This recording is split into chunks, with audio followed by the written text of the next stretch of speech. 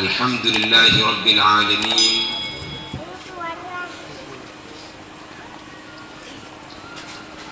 الرحمن الرحيم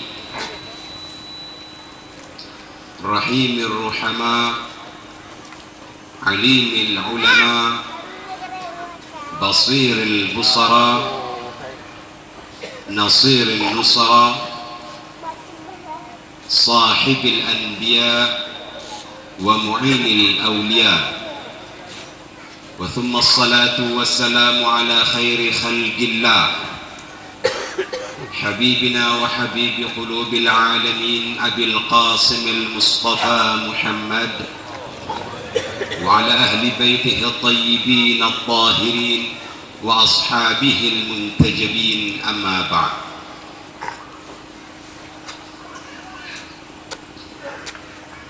Hadirin hadirat yang dimuliakan oleh Allah, di dalam Al-Quran Allah subhanahu wa ta'ala menyebutkan fa'alhamaha fujuraha wa taqwaha, maka dia telah membisikkan pada diri manusia bisikan-bisikan kejahatan dan bisikan-bisikan takwa. Di dalam diri manusia ada satu kekuatan menuju pada kebaikan dan ada lagi satu kekuatan untuk menuju pada kejahatan. Setiap manusia punya potensi untuk berbuat baik, dan setiap manusia juga punya potensi untuk berbuat buruk. Kebaikan dan keburukan telah dibisikkan nilainya tinggi. Kita umat Rasulullah dapat berbuat kejahatan yang memiliki nilai kecil sampai dengan kejahatan yang bernilai besar. Namun sekecil apapun perbuatan, semuanya akan ditampakkan oleh Allah subhanahu wa ta'ala di hari pembalasan.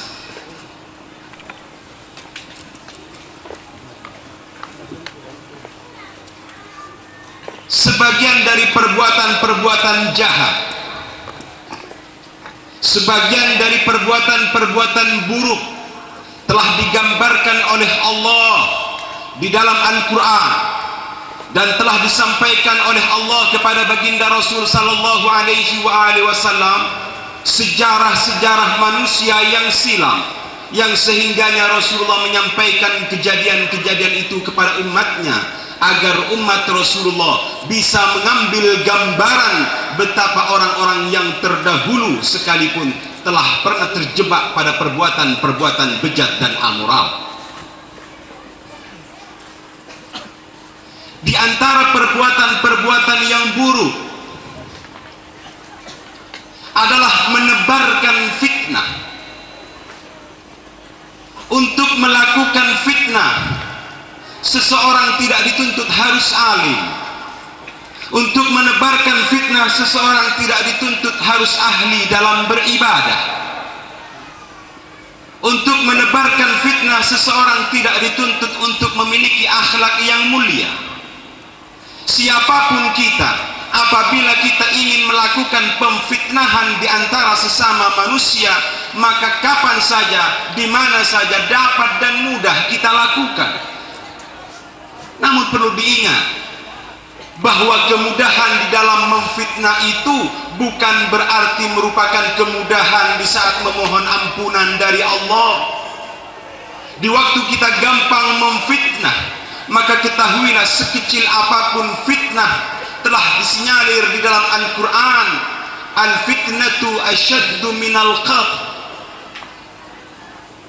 Fitnah itu lebih berat daripada pembunuh, yang karenanya berhati-hati dengan lidah, karena sesungguhnya yang menggerakkan fitnah dan yang menghembuskan fitnah itu adalah lidah.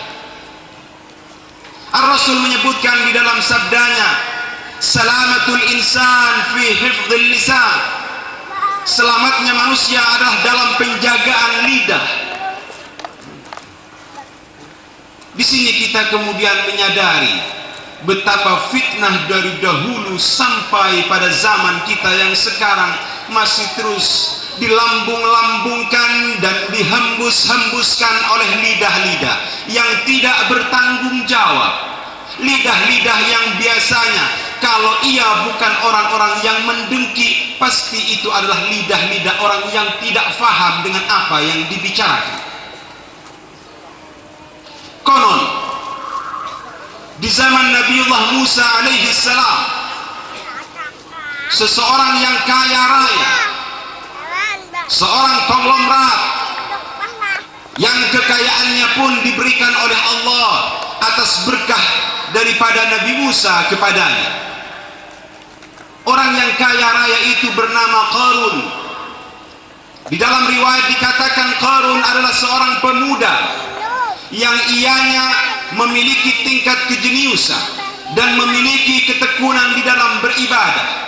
Suatu waktu di saat ia taslim dan menyatakan keimanannya di dalam agama Nabiullah Musa, Nabi Musa ingin menjadikan ia sebagai kader untuk melanjutkan dakwahnya. Namun sayang, ternyata orang yang diharapkan oleh Nabiullah Musa ini ditetapkan oleh Allah sebagai orang-orang yang nantinya menjadi biang-biang makar dan biang-biang fitnah.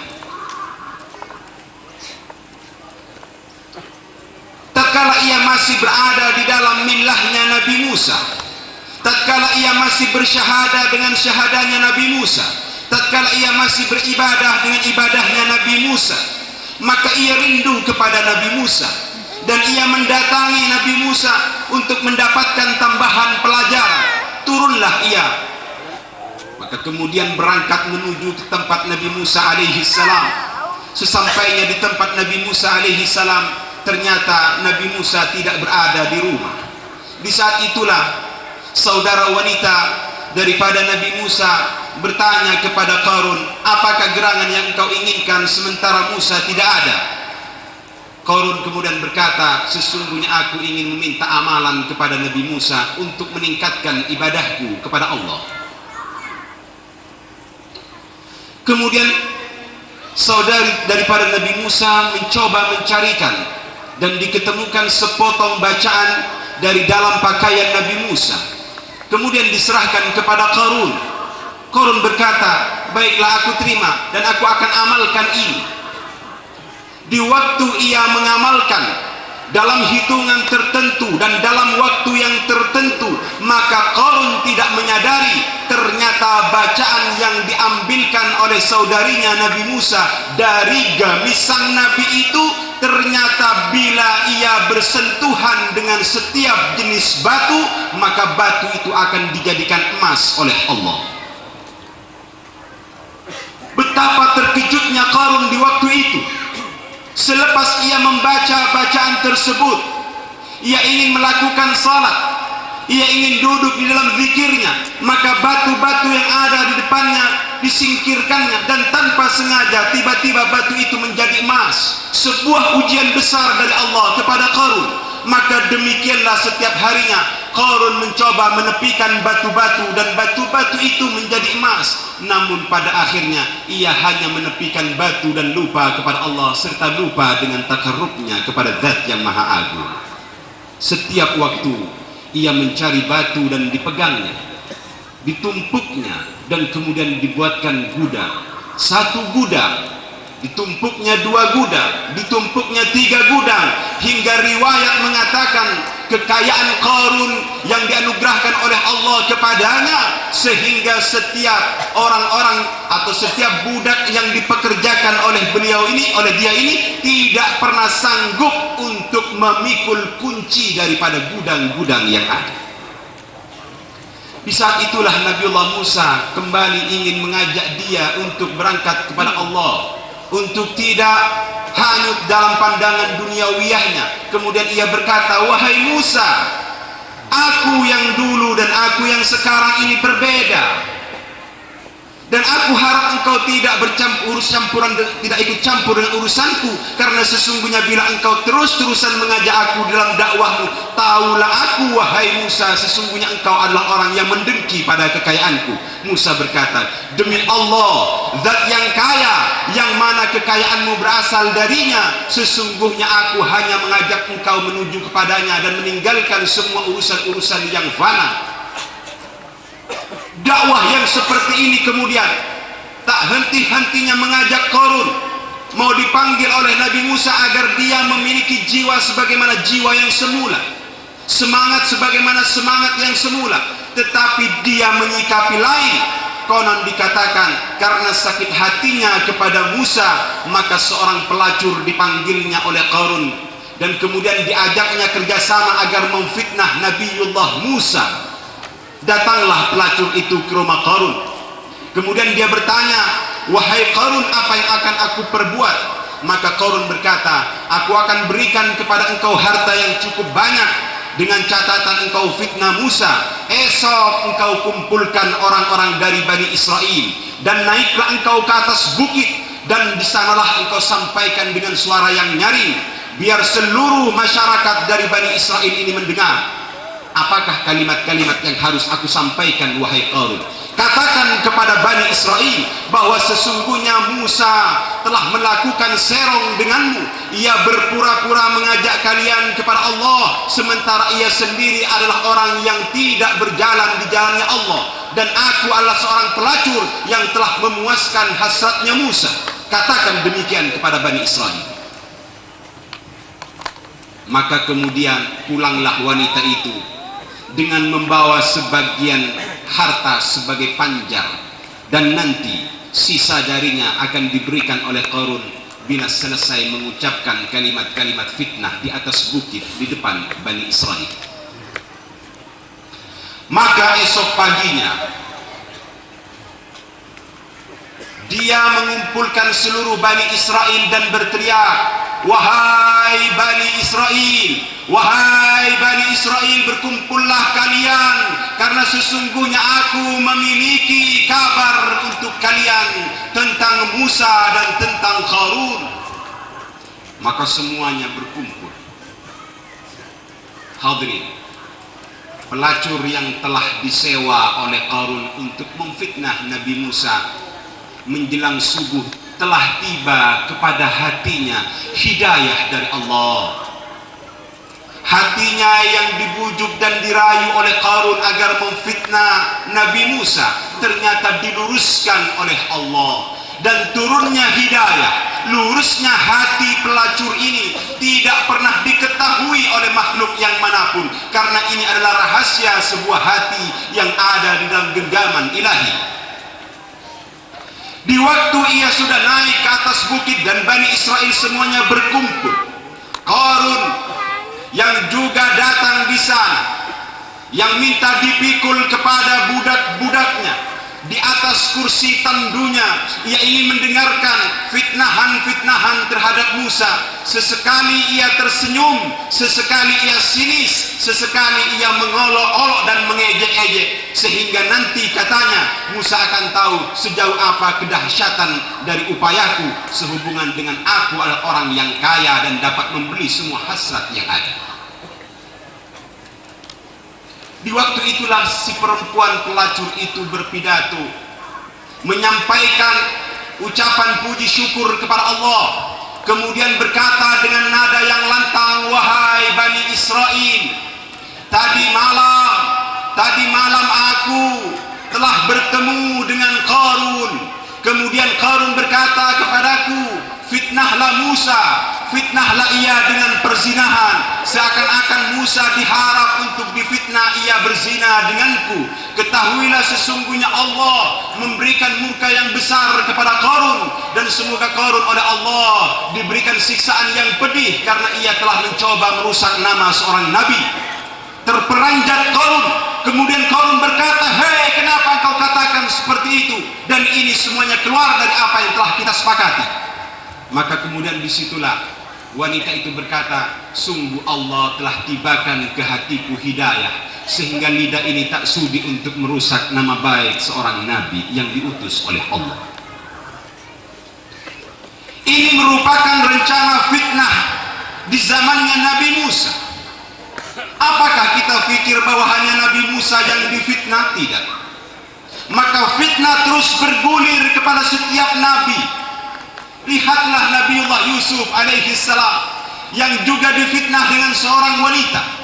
Lihatlah nabi-nabi yang lain yang kemudian setiap satu dengan mereka yang lain itu pasti ada fitnah-fitnah yang luar biasa, yang ingin merobohkan, yang ingin merusak namanya, sehingga tidaklah manusia mengenali hakikat dari mereka kecuali dirusak oleh fitnah-fitnah yang ada. Sampailah fitnah itu kepada baginda Rasul sallallahu alaihi wasallam, yang kemudian Rasulullah dikatakan dengan ungkapan-ungkapan yang sangat menyedihkan bila kita mendengarnya. Baginda Rasul dikatakan tukang sihir. Baginda Rasulullah sallallahu alaihi wasallam dikatakan orang yang gila dengan kehormatan. Baginda Rasul dikatakan orang yang hanya mengikuti hawa nafsunya dan senang kepada wanita. Semua tudingan demi tudingan diberikan kepada Rasul sallallahu alaihi wasallam. Namun fitnah tetap fitnah. Allah menjaga setiap orang-orang yang dipilih.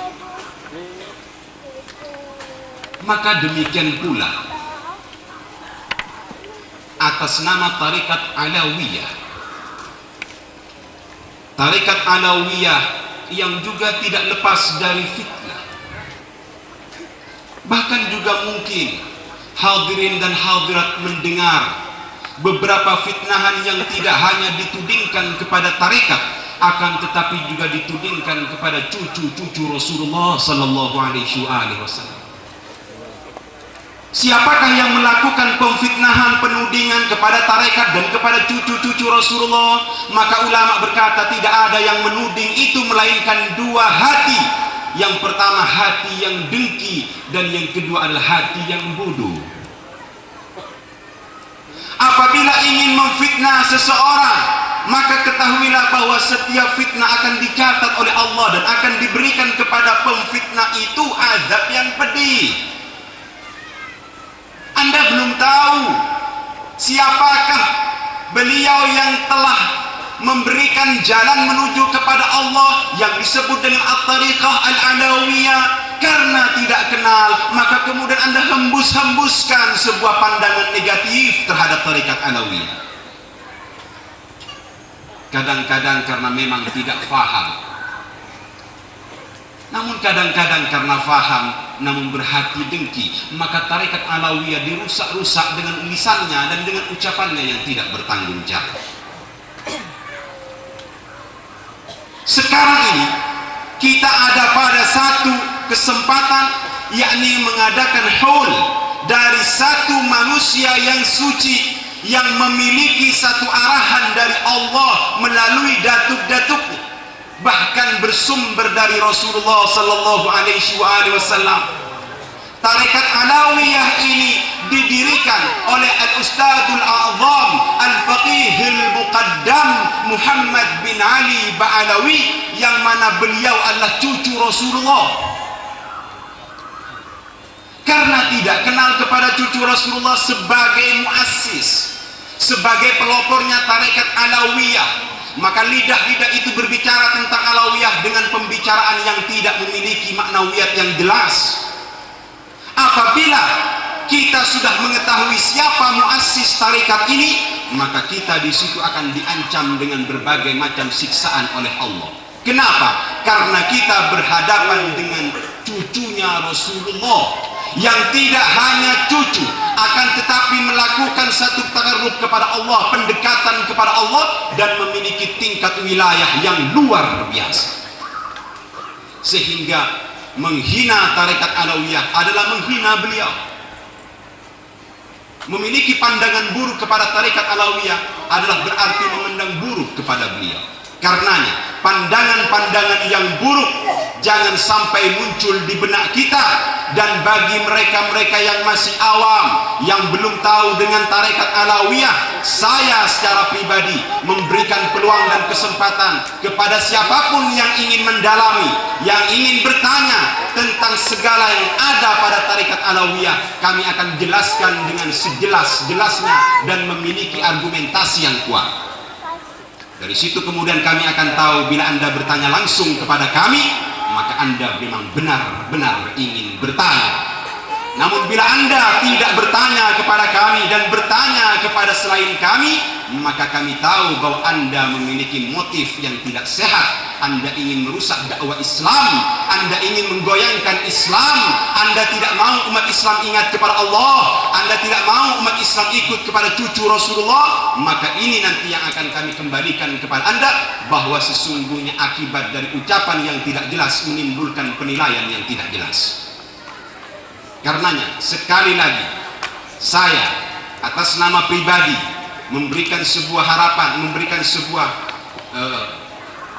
peringatan kepada diri dan kepada segenap hadirin dan hadirat untuk tidak gampang menilai dengan penilaian yang sembrono terhadap wali-walinya Allah dan terhadap jalan yang telah dirintis oleh mereka. Hadirin yang dimuliakan oleh Allah, kenapa fitnah itu bisa muncul dalam lidah? Kenapa lidah itu bisa berkata-kata tentang sesuatu yang tidak nyata? Itu semua berangkat dari hati. Ar-Rasul sallallahu alaihi wasallam menyebutkan, ala inna fil jasadi mudghatan idza salahat salahal jasad kullu wa idza fasadat fasadal jasad kullu ala wahyal qalb. Ketahui, di dalam diri manusia itu ada sekerat daging yang bila baik itu baik semua daripada anggota tubuhnya. Bila itu buruk dan busuk, itu rusak dan hancur, maka buruk dan rusaklah sekujur tubuhnya. Dan itu yang disebut hati. Maka berangkat dari hati itulah setiap fitnah akan muncul. Tidaklah lidah berbicara tentang yang buruk, melainkan berangkat dari hati yang buruk. Kenapa hati itu buruk? Kenapa hati itu rusak? Karena hati itu tidak bersandar kepada Allah dan tidak bersandar kepada baginda Rasul sallallahu alaihi wasallam. Di dalam Al-Quran Allah subhanahu wa ta'ala menyebutkan fi qulubihim maradun fazadahumullahu marada. Di dalam hati mereka terdapat penyakit yang bila dibiarkan, diabaikan, dilalaikan, maka akan terus merambah dan terus memenuhi setiap relung kalbunya. Fazada, maka Allah tambahkan padanya dari penyakit-penyakit yang lain. Itu yang dikatakan, bila yang ada di hati tidak segera dibersihkan, maka setiap penyakit-penyakit yang merupakan biang penyakit hati akan menumbuhkan anak-anak daripada penyakitnya, sehingga sejenis penyakit-penyakit ini ditulis oleh ulama dalam jumlah yang cukup banyak. Hadirin, apabila hati ini sudah kotor, hati yang kotor ini tidak hanya akan mengatakan sesuatu yang buruk kepada sesama manusia, bahkan juga akan mengatakan yang buruk kepada Rasulullah, bahkan juga akan mengatakan sesuatu yang buruk kepada Allah. Sebab apa? Sebab hati yang kotor ini akan menimbulkan rasa benci kepada sesama, akan benci kepada baginda, dan akan benci kepada Allah. Dan hati yang kotor ini tidak akan pernah disenangi oleh kaum mukminin, tidak akan pernah disenangi oleh para malaikat, tidak akan pernah disenangi oleh bangsa Nabi, dan bahkan Sayyidul Mursalin Muhammad Shadiqil Amin pun tidak akan pernah menyenangi hati yang sudah kotor. Bahkan hati-hati yang seperti ini kelak tidak akan pernah dilihat oleh Allah, akan dicampakkan ke tempatnya, akan dilemparkan pada sebuah keranjang yang di situ disebut dengan neraka, tempat di mana semua hati-hati yang tak berguna ditumpuk oleh Allah.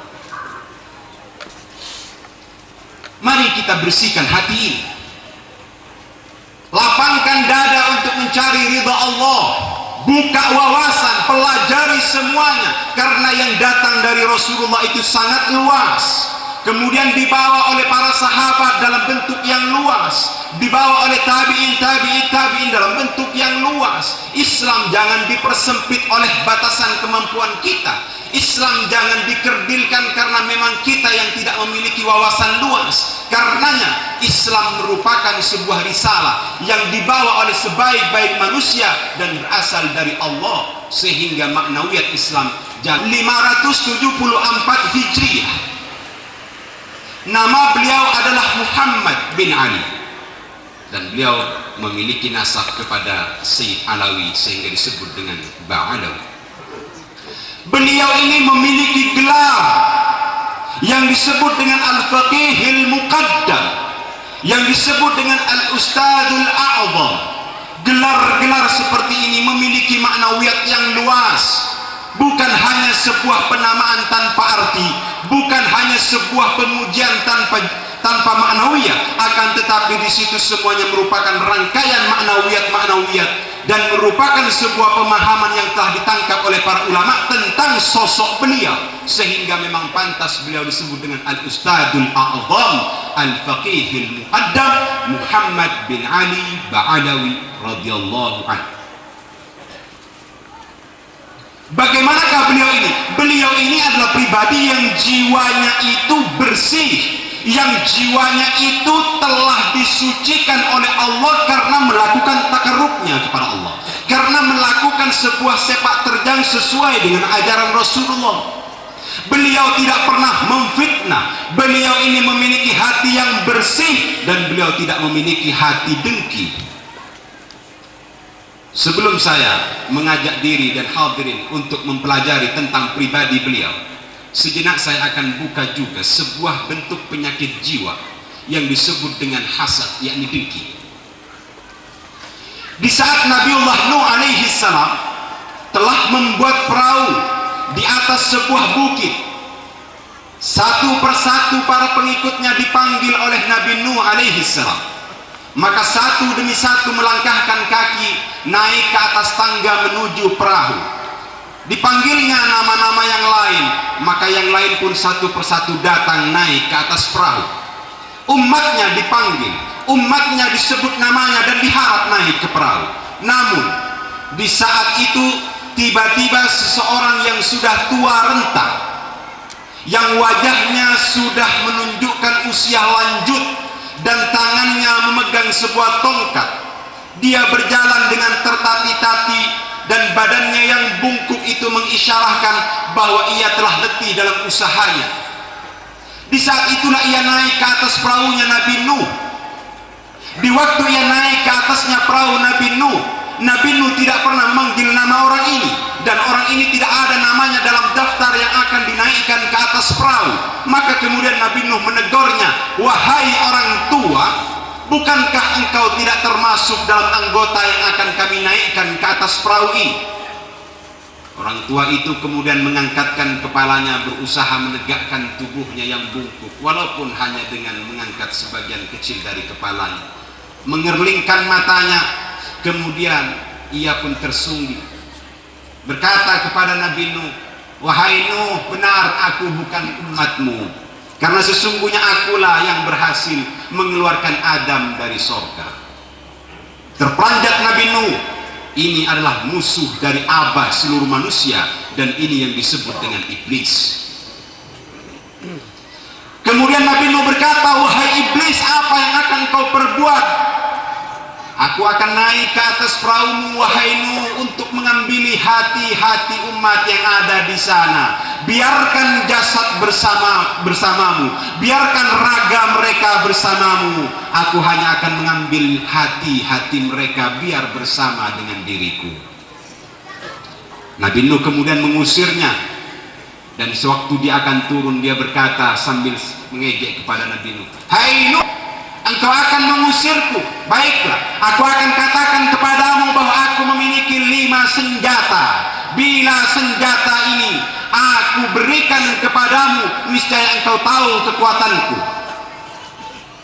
Yang 3 senjata biasa, dan yang 2 adalah senjata luar biasa. Dan aku akan sampaikan kepadamu yang 3 perkara, wahai Nuh, yang merupakan taktik kami, yang merupakan siasat kami, yang merupakan cara bagaimana kami hancurkan anak cucu Adam. Yang tiga akan kami sampaikan kepada engkau. Di waktu itu kemudian malaikat Jibril datang kepada Nabi Nuh dan berkata kepada Nabi Nuh, wahai Nuh, jangan dengarkan yang tiga, tetapi pintalah yang dua, karena sesungguhnya yang dua lebih dahsyat daripada yang tiga. Nabi Nuh alaihissalam berkata, wahai iblis, aku tidak menginginkan yang tiga perkara, aku menginginkan yang dua perkara. Kemudian dengan berat hati iblis berkata, baiklah wahai Nuh, sesungguhnya yang dua itu yang merupakan senjata paling ampuh, yang telah meruntuhkan daripada apa anugerah yang Allah berikan kepada Adam. Yang pertama adalah rakus. Bila rakus telah aku letakkan di hati mereka, maka dengan otomatis hati itu akan menggilai dunia. Dan yang kedua wahai Nuh adalah kedengkian, yang karenanya Habil dan Qabil kemudian saling bertikai dan membunuh. Apabila dua ini aku tancapkan kepada hati manusia, maka pasti dia akan meringankan misiku. Aku tidak perlu membuang waktu, karena senjata ini akan bergerak secara otomatis merusak semua tatanan yang ada pada jiwanya, dan kami tinggal menunggu hasilnya. Bagaimanakah jahatnya, bagaimanakah jahatnya penyakit-penyakit hati yang sudah dikatakan oleh iblis, kami punya dua cara. Yang satu menitipkan rakus, loba, tamak di hati manusia, dan yang kedua adalah kedengkian. Sedikit saya ketengahkan tentang bahaya kedengkian. Disebutkan dalam hikayat, seseorang yang kaya raya, ia berangkat menuju ke pasar. Sesampainya di pasar, ia membeli budak hamba sahaya. Dibawanya hamba sahaya itu pulang. Sesampainya di rumah, maka kemudian hamba sahaya itu diberinya pakaian yang mewah, diberinya kamar yang mewah, diberinya makanan-makanan yang lezat. Budak hamba sahaya itu bingung, kenapa aku, orang yang sangat papa, yang dibelinya dari pasar oleh majikanku, tiba-tiba diberi rumah yang indah, pakaian yang indah, makanan yang lezat. Timbul tanda tanya, dan kemudian dia berkata, wahai majikanku, apa sebabnya engkau memberikan kepada kami dengan keindahan dan kemewahan? Ia berkata, sesungguhnya aku ingin berbuat baik kepadamu. Di dalam hikayat itu disebutkan, dikarenakan orang itu memberikan yang terbaik dari makanan, pakaian, dan tempat tinggal, sampai-sampai anak dari orang itu pun merasa iri. Ayahnya memberikan makanan yang terbaik kepada budak, kenapa pakaian yang diberikan terbaik kepada budak? Bahkan tempat tidur dan ruangan untuk tidur pun lebih baik, sehingga semua keluarganya menjadi bertanya-tanya, apa sebabnya abah lakukan ini kepada seorang budak hamba sahaya. Kemudian setelah berlalu masa sebulan 2 bulan, setelah itu memasuki masa 3-4 bulan, maka disitulah hamba sahaya itu dipanggil oleh majikannya, dan majikannya bertanya, wahai hamba, wahai budak. Baik tuanku, bukankah aku telah memberikan yang terbaik kepadamu? Benar. Bukankah aku telah memberikan perhatian kepadamu? Benar. Bukankah aku telah memberikan sesuatu yang melebihi pemberianku terhadap keluargaku kepadamu? Dia berkata, benar. Maka aku ingin bertanya kepadamu, wahai budak, maukah engkau membantuku? Maka kemudian budak itu berkata, baiklah wahai tuan, saya akan bantu. Ingat, engkau telah berjanji dan jangan ingkari janjimu. Maka menjadi heran kembali budak itu, apa gerangan hasrat yang diinginkan oleh majikannya. Bahkan di waktu ditanyakan, apakah engkau ingin membantu, dan pelayannya budak berkata, baik, akan saya bantu, dan itu dianggap sebuah janji dan jangan diingkari. Maka timbul berbagai macam pemikiran di benak budak tersebut. Akhirnya dia berkata, sang majikan kepada budak, wahai budakku, karena engkau telah berkata iya, engkau telah menyanggupi untuk membantuku, maka aku nanti akan memberikan kepada engkau sekarung dari uangku, dengan catatan engkau harus membunuh aku. Heran, ada apa? Ada apa saya harus membunuh engkau? Ada apa saya harus membunuh majikan? Kemudian majikan berkata, bukankah engkau berkata bahwa engkau sanggup dan engkau tidak akan mengingkari janjimu untuk membantuku, dan tidaklah engkau membantuku kecuali engkau membunuhku. Terheran-heran hamba sahaya itu semakin bingung.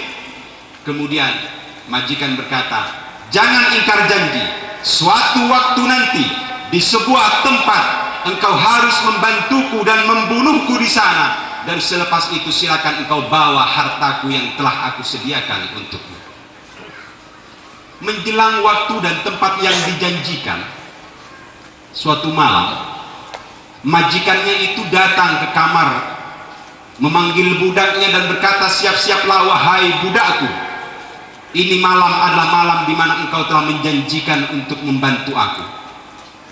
Maka berangkatlah ia dengan majikannya, naik ke atas genteng rumahnya sendiri. Konon di negeri Arab tidak menggunakan genteng sebagaimana genteng di Indonesia. Di sana digunakan cor. Maka seseorang dengan leluasa bisa berjalan di atap rumahnya. Di waktu ia, engkau tidak tahu bagaimana hatiku yang penuh dengan rasa dengki ini kepada tetanggaku. Aku adalah seorang pengusaha, aku adalah seorang yang kaya, tetapi tetanggaku ini menyaingi aku. Ini pesaing dalam bisnisku. Biarkan aku mati, biarkan sebagian dari hartaku diambil olehmu, tetapi ia akan dipenjara seumur hidup. Aku lebih puas. Mendengar satu pernyataan seperti ini, majikan budaknya tadi terheran-heran, kemudian berkata, siap-siaplah Tuan, memang Tuan pantas untuk disembelih. Maka kemudian disembelihlah majikannya. Dan di saat itulah majikannya terbunuh, dan dia pun lari dengan membawa sekarung uang yang telah disediakan oleh majikannya. Sehari, 2, 3, 4 hari, maka terciumlah bau bangkai. Tanya di mana asal bau bangkai ini, dicari oleh masyarakat, dijumpailah jenazah tetangga itu berada di rumah samping yang berdekatan dengan rumah si pendengki itu. Maka kemudian disitulah diturunkan, dan fitnah pun bertebaran. Tidaklah membunuh akan ia kecuali si pemilik rumah. Demikian berita yang sudah terdengar di tengah-tengah masyarakat.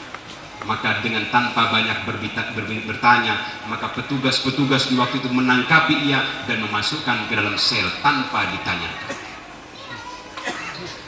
Setahun, 2 tahun, 3, 4 tahun berikutnya, budak itu yang sudah mendapatkan uang banyak, tiba-tiba nuraninya dipanggil oleh Allah. Hatinya yang terdalam disiram oleh Allah dengan hidayah. Maka kemudian ia pun merasakan betapa penderitaan orang yang dikorbankan karena kedengkian seseorang yang pernah menjadi majikannya. Maka kemudian ia berkata pada diri, duhai diri, engkau berasakan nikmat daripada upaya membunuh majikanmu dari harta yang ia berikan kepadamu, sementara tetangganya yang telah dipenjara dan kemudian putus silaturahmi dengan keluarga dan kerabat-kerabatnya, dia tengah merana dan sengsara dibuih, dan di situ ia tidak dapat berbuat banyak kecuali pasrah menunggu detik-detik kematiannya karena telah divonis seumur hidup. Di saat itulah kemudian ia berangkat menuju kembali ke tempat kejadian. Didatangilah sang hakim. Kemudian ia berkata dengan segenap kejujuran dan ketulusannya, wahai hakim, sesungguhnya yang membunuh majikan itu adalah aku. Dan diceritakan kepada hakim, sampai-sampai sang hakim menangis. Sang hakim berkata, atas kejujuran yang telah engkau berikan kepadaku, dan memang setelah aku perhatikan majikanmu memang pantas untuk dibunuh karena rusaknya hati yang ia punya, maka engkau aku maafkan, dan yang di dalam penjara akan aku keluarkan. Maka bebaslah 2 hamba Allah yang itu merupakan dua orang yang dipakai dalam hikayah akibat dari kedengkian seseorang. Bisa Anda bayangkan, apabila dengki telah hinggap di hati seseorang, jangankan hanya sebagian hartanya, jiwa si pendengki ini pun ia akan mau dikorbankan demi merananya satu jiwa, demi putusnya hubungan satu jiwa, demi tidak adanya lagi kesinambungan dari kebahagiaan seseorang, maka dia sanggup mengorbankan jiwanya untuk membuat seseorang yang lain merana dan merasakan derita. Na'udzubillah. Semoga orang-orang yang hadir di saat ini, kaum muslimin dan kaum muslimat, dijauhkan oleh Allah dari penyakit dengki, karena sesungguhnya dengki ini akan berangkat kepada tiap-tiap orang yang kita ingin mendengki kepadanya. Bahkan konon dikatakan dia pun akan benci dan dengki kepada baginda Rasul sallallahu alaihi wasallam. Na'udzubillah. Hadir Al-Faqihil Muqaddam Muhammad bin Ali Ba'alawi, yang merupakan muassis, pelopor dari tarekat Al-Alawiyah, yang merupakan satu-satunya tarekat yang setiap guru dari kegurunya adalah abah beliau sendiri. Dari baginda Rasulullah kepada yang ada sekarang ini tidak bercampur dengan yang lain, seluruhnya adalah 100% dari cucu-cucu Rasulullah sallallahu alaihi wasallam. Tidak ada satupun tarekat yang memiliki silsilah murni, semuanya bangsa habaib, semuanya cucu Rasulullah, semuanya memiliki serpihan daging Rasulullah, semuanya memiliki sir maknawiyat dari Rasulullah, dan itu hanya ada pada Alawiyah, karena Alawiyah sampai kepada kita melalui anak cucu Rasulullah. Tidak ada dari bangsa lain. Sehingga barang siapa yang mencaci maki, menghina dan memfitnah tarekat Alawiyah, berarti mencaci maki dan memfitnah cucu Rasulullah sallallahu alaihi wasallam. Apa sabda Rasul sallallahu alaihi wasallam? Hurrimatil jannah ala man zalama itrati. Diharamkan oleh Allah subhanahu wa ta'ala seseorang untuk masuk ke dalam surga di waktu ia itu menzalimi, menganiaya kepada anak keturunanku. Di dalam sabdanya yang lain, Rasul sallallahu alaihi wasallam menyebutkan, man mata ala bughdhi ali Muhammad mata kafira. Barang siapa yang mati dalam keadaan benci terhadap keluarga Rasulullah, maka matinya ia adalah matinya seorang yang kafir. Di dalam sebuah riwayat yang lain disampaikan oleh Rasulullah sallallahu alaihi wasallam, sekalipun engkau di waktu akan mati membaca la ilaha illallah Muhammadur Rasulullah, tetapi engkau membenci keluargaku, membenci anak cucuku, maka engkau pasti akan dibangkitkan oleh Allah dari kuburmu menjadi seorang Yahudi. Apalagi yang mau dibanggakan oleh kita? Apakah kita akan membanggakan penampakan-penampakan lahiriah yang sama sekali tidak akan pernah dilihat oleh Rasulullah, kecuali hati yang mencintai Rasulullah dan keluarganya? Dan salah satu dari anak cucu Rasulullah yang nomor 17 adalah Al-Faqihil Muqaddam Al-Ustadzil A'zam Muhammad bin Ali Ba'alawi, yang penuh kasih sayang menukilkan, mengambilkan jalan dari datuknya untuk kemudian diajarkan kepada umat dan disebut dengan At-Tariqah Al-Alawiyah. Kasih sayang beliau malah akan dibalas dengan kedengkian. Perhatian beliau akan dibalas dengan sesuatu yang tidak setimpal. Maka tahulah kita bahwa diri ini memiliki hati yang busuk.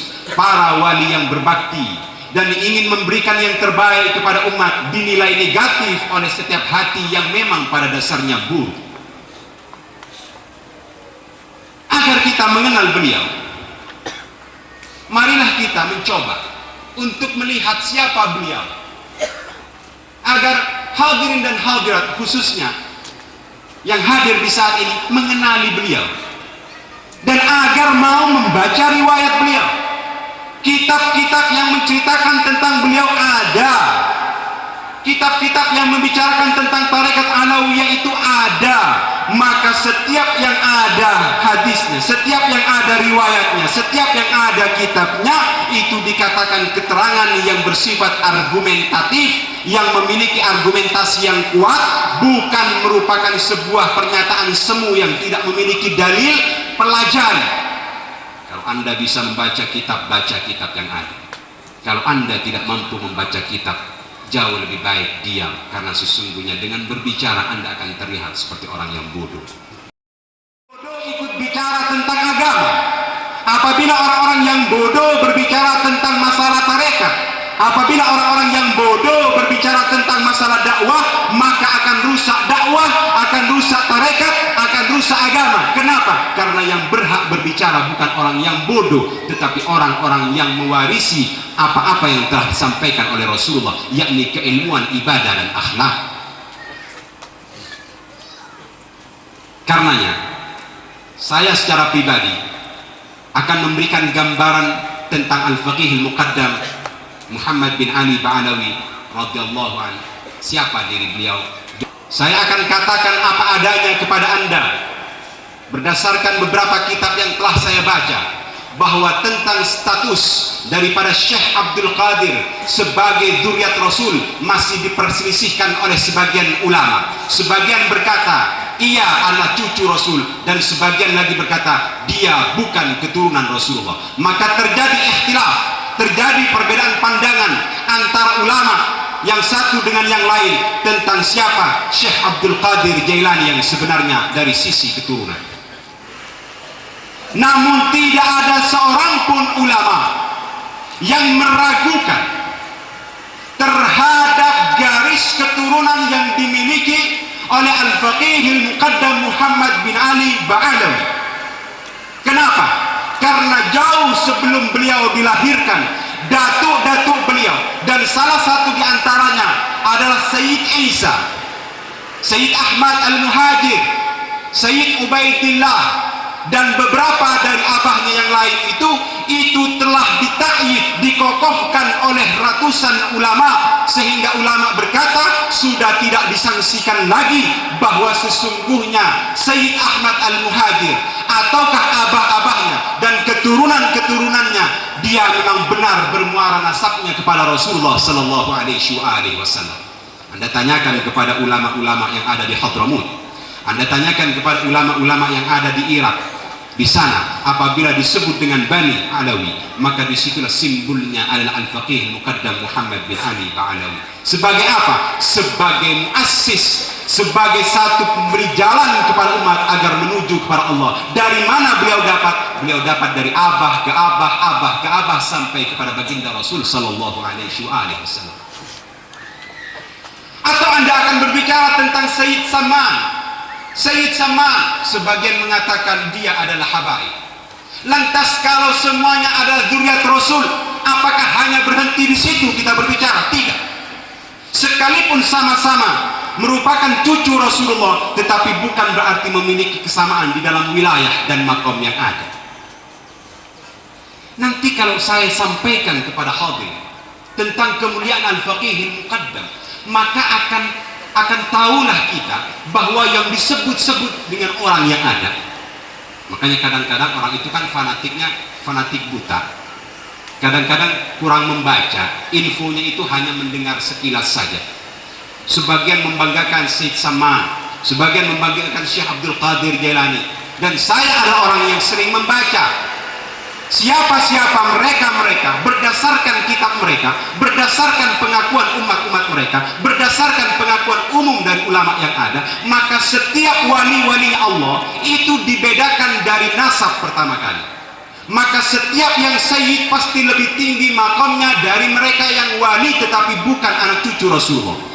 Dan setiap anak cucu Rasulullah yang memiliki peringkat kewalian satu dengan yang lainnya pun berbeda-beda, dan tidaklah duduk pada makom yang tertinggi yang melampaui Syekh Abdul Qadir Jailani, yang melampaui Ahmad Rifai, yang melampaui kepada beberapa daripada muassis tarekat yang lain seperti Sayyid Muhammad Sammani dan sebagainya, maka tidaklah melainkan Al-Faqihil Muqaddam paling tinggi.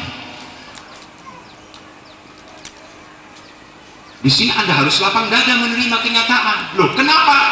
Kenapa Anda keberatan di waktu saya menceritakan seperti ini? Karena banyak referensi saya baca. Dan bagaimana tidak, andaikan saya paparkan kepada hadirin siapa beliau ini. Beliau ini adalah seseorang yang apabila duduk dan ingin makan, maka salah satu yang menghantarkan makanan kepada beliau ini adalah Nabiullah Khidir alaihi salam. Datangkan kepada saya. Mungkin ada riwayat yang mengetengahkan tentang mursyid-mursyid yang lain dari tarekat-tarekat yang lain yang makanannya dihantarkan oleh Nabiullah Khidir alaihi salam. Qul hatu burhanakum in kuntum shadiqin. Katakan, datangkan dalil-dalil kalian kalau kalian termasuk orang yang benar. Al-Faqihil Muqaddam ini sering melakukan ziarah kepada nabi-nabi. Dan apabila beliau tidak mendatangi nabi-nabi, maka nabi itu yang datang kepadanya. Sehingga apa yang dikatakan oleh Nabi Hud alaihi salam, wahai Al-Faqih, bila engkau tidak hadir kepada kami, maka kami yang akan datang kepadamu. Silakan Anda lihat yang lain. Sampai-sampai ulama yang ada di Hadramut, yang ada di Tarim mengatakan bahwa beliau di waktu hidupnya merupakan orang yang diberi oleh Allah pangkat yang tertinggi. Sampai wafatnya pun barang siapa yang berziarah ke Zambal dan tidak mohon izin kepadanya dan tidak mengedepankan beliau dalam niatnya, maka ziarah kita kepada yang lain akan dianggap batal. Dan ini mohon dicermati. Kemudian beliau mengatakan, aku bagi kalian adalah seperti Muhammad kepada umatnya. Aku di antara para wali sebagaimana Muhammad di antara nabi. Kalau memang demikian permasalahannya, ana fikum ka Muhammadin fi qaumi, aku di antara kalian ini serupa dengan baginda Rasul Muhammad di antara kaumnya.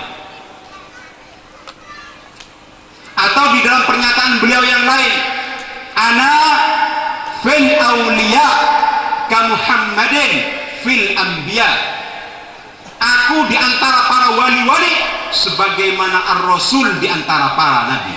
Bisa Anda ambil kesimpulan bahwa yang dimaksudkan dengan Sayyidul Aulia, yang disebut dengan Imamul Aulia, yang bahkan saya secara pribadi menyebutnya dengan Sultanus Salatin, beliau adalah raja di rajanya para wali, kaisarnya para wali. Kenapa saya harus sampaikan demikian? Saya akan paparkan apa adanya agar hadirin tidak memiliki dugaan yang macam-macam kepada figur yang teragung ini. Apabila Anda mengenali beliau, maka pengenalan Anda kepada Syekh Abdul Qadir Jailani lambat laun akan menghilang dengan sendirinya, asal Anda betul-betul mempelajari siapa beliau. Apalagi seperti guru-guru tasawuf di zaman dahulu yang memang bukan cucu Rasulullah. Jangan dilambung-lambungkan. Kenapa? Karena makom mereka memang rendah bila dibandingkan dengan anak cucu Rasul yang telah mendapatkan martabat. Seperti Junaid al-Baghdadi yang dipuji-puji orang dengan pujian yang luar biasa. Ada lagi orang yang memuji Uwais al-Qarni. Ada lagi mungkin orang yang memuji yang lain-lainnya. Kalau Anda memuji kemudian Anda hanya berhenti pada kitab yang Anda baca, saya akan anggap sebuah kewajaran. Kenapa? Karena pembatasan terhadap wawasan masing-masing. Tetapi kalau Anda mau membaca berbagai referensi yang ada, perbandingkan antara setiap wali-walinya Allah, maka di sana Anda akan tahu siapa beliau. Al-Faqihil Muqaddam menyebutkan bahwa beliau apabila didatangi oleh kita untuk berziarah, maka beliau akan memberikan syafaat kepada kita. Kemudian beliau mengatakan pula, apabila engkau membaca la ilaha illallah Muhammadur Rasulullah sebanyak 124.000, maka bila engkau mati, aku yang akan menjemput jiwamu. Anda tahu bila dijemput dengan Al-Faqih Al-Muqaddam Muhammad bin Ali Ba'alawi,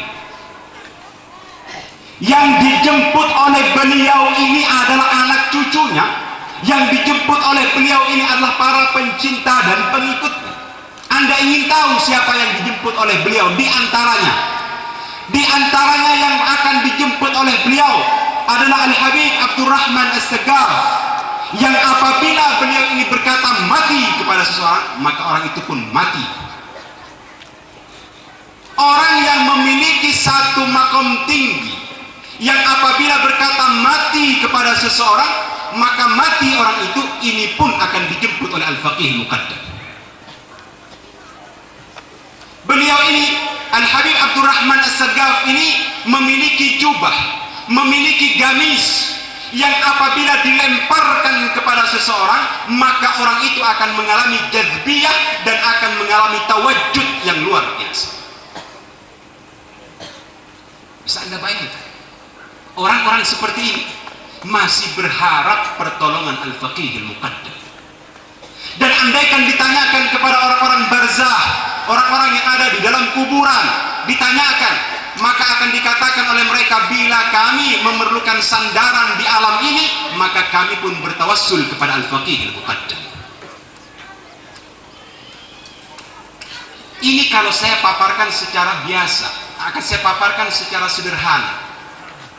Apalagi kalau misalkan kita mencoba membayangi atau mencoba menguraikan pernyataan beliau, yang beliau mengatakan, aku melakukan Isra dan Mi'raj, aku melakukan penaikan diri ke atas langit dalam satu malamnya sebanyak 70 kali menuju kepada Sidratil Muntaha. Anda tahu 70 kali menuju ke Sidratil Muntaha. Sidratil Muntaha adalah tempat yang pernah dihinggapi oleh datuk beliau, yakni Rasulullah, di dalam Isra dan Mi'rajnya. Anda tahu bahwa di waktu Allah Subhanahu wa ta'ala memerintahkan kepada Rasul untuk melakukan hijrah, maka yang dinaiki oleh beliau adalah Burak. Dan Burak ini adalah cahaya yang disebutkan bahwa cahaya yang memiliki kecepatan luar biasa. Ar-Rasul naik kendaraan bernama Burak, dan itu cahaya yang mampu menempuh perjalanan per detiknya adalah 300.000 km per detiknya. Sementara antara Masjidil Haram ke Masjidil Aqsa itu hanya 1.500 km. Berarti Rasulullah Sallallahu Alaihi Wasallam bisa melakukan perjalanan Isra dari Masjidil Haram ke Masjidil Aqsa dalam satu detiknya adalah 20 kali. Kendaraan seperti ini yang dikatakan bar, yang dikatakan kilat, itu diberikan oleh Allah kepada wali-walinya. Itu alasannya kenapa Al-Faqih Al-Muqaddam mengatakan, aku dimi'rajkan oleh Allah ke Sidratil Muntaha dalam satu malamnya 70 kali. Karena beliau itu naik akan satu kekuatan yang disebut dengan nur. Allahu nurus samawati wal ardh. Allah adalah cahaya langit dan bumi. Maka apabila jiwa-jiwa telah bercahaya dan cahaya itu telah membias kepada dirinya, maka diri akan lenyap menjadi cahaya, dan cahaya punya sifat kecepatan yang luar biasa. Disitulah sebabnya beliau mengatakan, aku ini telah dimi'rajkan oleh Allah per malamnya sebanyak 70 kali. Anda tahu, Sidratil Muntaha ini adalah makamnya Nabiullah Ibrahim alaihi salam. Disitulah Al-Faqih Al-Muqaddam setiap malamnya berada. Nah, kalau kita mau kupas satu demi satu berdasarkan ucapan beliau, di situ kita akan tahu betapa beliau memang memiliki makam yang luar biasa. Nah, orang yang luar biasa ini ingin memberikan kepada kita jalan biar kita jadi sebagaimana beliau. Maka kemudian diciptakanlah satu pengambilan dari ajaran Rasulullah yang kemudian dikenal dengan nama At-Tariqah Al-Alawiyah, yang dikemas seindah mungkin oleh beliau dan diberikan kepada anak cucunya biar diajarkan kepada masyarakat. Maka semua masyarakat pun akhirnya ikut melakukan takarrub kepada Allah melalui jalan-jalan yang telah digariskan oleh cucu-cucu Rasulullah sallallahu alaihi wasallam.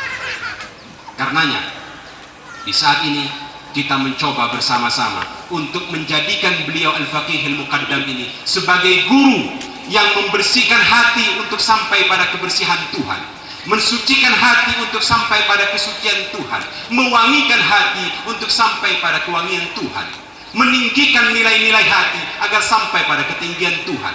Dan tidaklah ada melainkan jalan yang pernah ditempuh dan diraih oleh orang-orang yang bermakom tinggi, yang melampaui Syekh Abdul Qadir Jailani, yang melampaui Syekh Samman, yang melampaui Junaid Al-Baghdadi, yang melampaui Uwais Al-Qarni, yang melampaui Al-Ghazali, yang melampaui semua. Karena ia cucu Rasulullah yang telah diangkat dalam satu maqam dan berwilayahkan Sidratil Muntaha. Kalau Syekh Abdul Qadir Jailani berkata, jika aku melakukan zikir kepada Allah, maka aku akan terbang meninggalkan permukaan bumi di dalam kamarku, maka kemudian kepalaku ini menyentuh ke atas atap rumahku, sadarlah aku bahwa sungguhnya aku telah meninggalkan beberapa jengkal bumi ini dan aku pun turun kembali. Inikah yang dikatakan Sultan Aulia, yang dikatakan menijaki pundak-pundak para wali? Ketahuilah bahwa sesungguhnya Al-Faqih Al-Muqaddam bukan hanya meninjaki setiap pundak-pundak para wali, tetapi ikut menapaki setiap langkah-langkah Rasulullah sampai ke Sidratil Muntaha. Karenanya mari saya himbau hadirin dan hadirat yang tidak mengenali pribadi ini, saya secara pribadi akan memberikan penjelasan sebagai tambahan untuk dapat bermakrifat sempurna kepada beliau. Dan bagi mereka-mereka yang ingin bertanya tentang tarekat yang dibawa oleh beliau, agar tidak memiliki pandangan-pandangan negatif dan anggapan-anggapan yang tidak benar, saya secara pribadi siap untuk memberikan argumentasi yang kuat. Dan kepada mereka-mereka yang ingin betul-betul mencari jalan kepada Allah Subhanahu wa Ta'ala, ketahuilah bahwa di semudah ini sudah ada jalan untuk menuju kepada Allah yang merupakan nisbahan kepada beliau, adalah Tariqah Al-Alawiyah. Tariqah ini merupakan tariqah yang telah berusia tua, sehingga kita tahu bahwa ini juga merupakan warisan dari baginda Rasul sallallahu alaihi wasallam kepada anak-anak cucunya.